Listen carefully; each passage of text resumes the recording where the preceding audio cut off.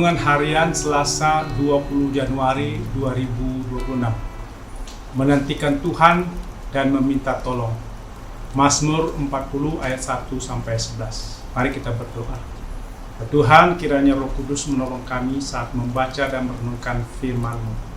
Dalam nama Yesus kami telah berdoa. Amin. Salam sejahtera.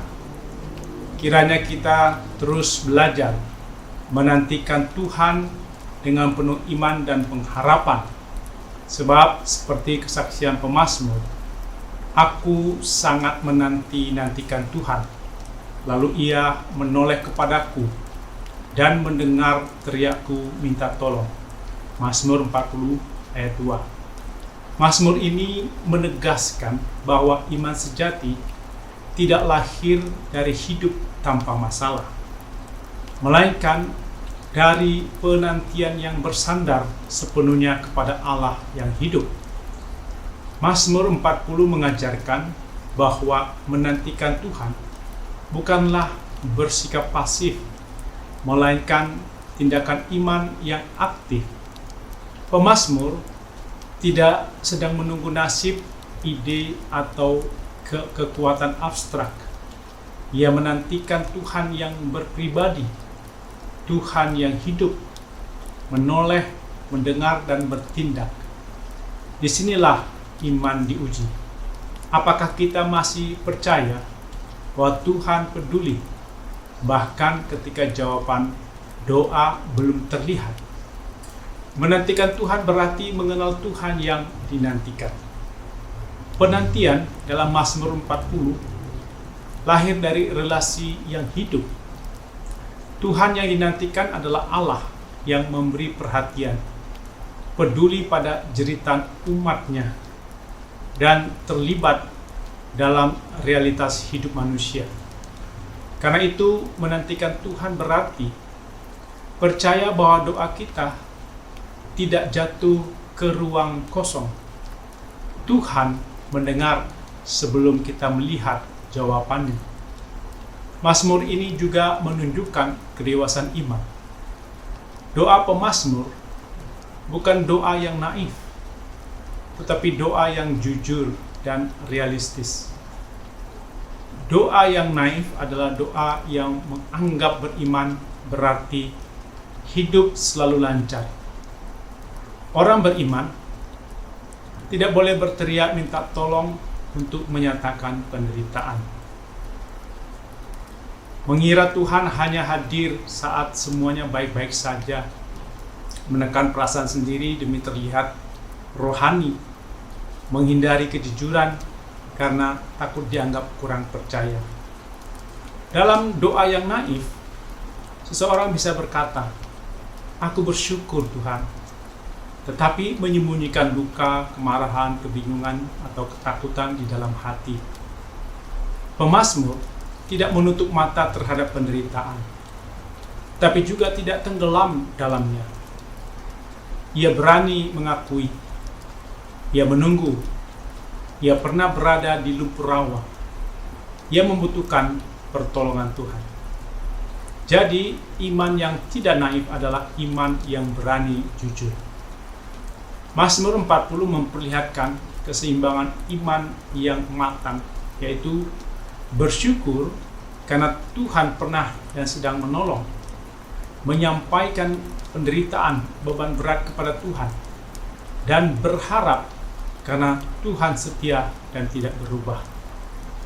Menyampaikan penderitaan dan beban hidup kepada Tuhan bukan berarti tidak percaya. Justru tanda relasi yang hidup dengan Tuhan.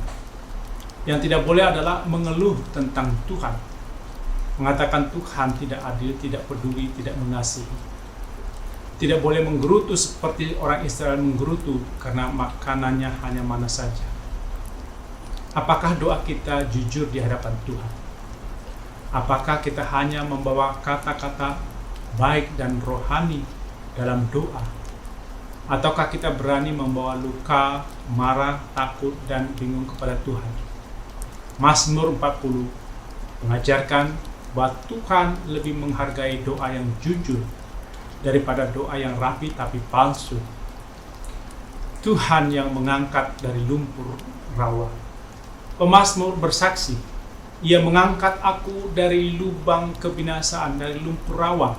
Ayat 3. Lumpur rawa melambangkan kondisi hidup yang membuat seseorang terjebak dan tidak berdaya. Dosa yang mengikat, konflik berkepanjangan, tekanan ekonomi, relasi yang rusak, atau keputusasaan yang melumpuhkan. Dalam situasi seperti ini, semakin berjuang sendiri, seseorang justru semakin tenggelam. Namun Tuhan yang dinantikan tidak tinggal diam. Ia mengangkat, bukan menyuruh manusia naik sendiri. Keselamatan adalah inisiatif kasih Allah, bukan hasil kekuatan manusia. Menantikan Tuhan berarti berhenti mengandalkan diri sendiri dan memberi ruang bagi Tuhan untuk bekerja.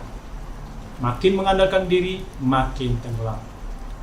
Ditempatkan di atas batu dan ditetapkan langkah. Tuhan tidak hanya mengangkat pemazmur dari lumpur, tetapi juga menempatkannya di atas batu dan menetapkan langkahnya. Batu melambangkan dasar hidup yang kokoh, kepastian arah, dan keamanan.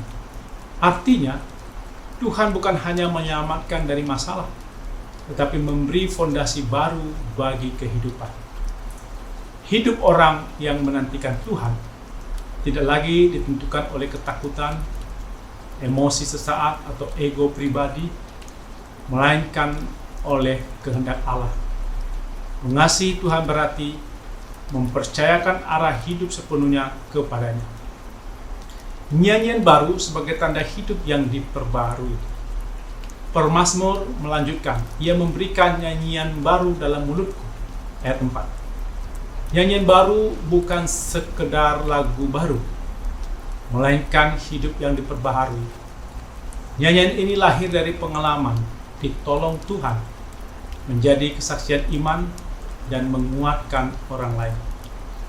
Iman Kristen yang hidup tidak mungkin bisu. Transformasi batin akan tampak secara lahiriah.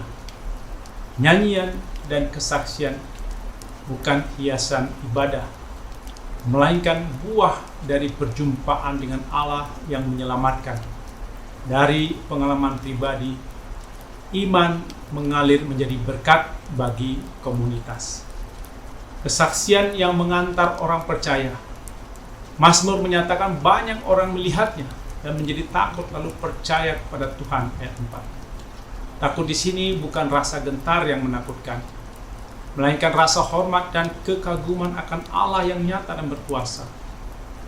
Hidup orang yang menantikan Tuhan menjadi kesaksian yang membuka mata orang lain dan mengantar mereka kepada iman.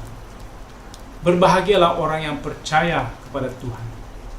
Pemazmur menegaskan, berbahagialah orang yang menaruh kepercayaan pada Tuhan. Ayat 5. Kebahagiaan ini bukan hidup tanpa masalah, melainkan hidup yang tidak dikuasai ketakutan, karena percaya bahwa hidup berada dalam tangan Tuhan. Orang yang percaya kepada Tuhan tidak perlu mencari pegangan palsu seperti keangkuhan dan kebohongan. Dari lubuk hati ke kehidupan yang taat. Puncak iman pemazmur dinyatakan dalam ketaatan. Aku suka melakukan kehendak-Mu. Taurat-Mu ada dalam lubuk hatiku. Firman Tuhan tidak berhenti di bibir, tetapi meresap ke dalam hati dan membentuk arah hidup. Inilah iman yang matang. Dari internalisasi firman, lahir ekspresi hidup yang taat dan kesaksian publik. Mazmur 40 juga mengingatkan bahwa pengampunan Tuhan itu nyata, tapi konsekuensi dosa tetap perlu dihadapi sebagai bagian dari pertumbuhan rohani.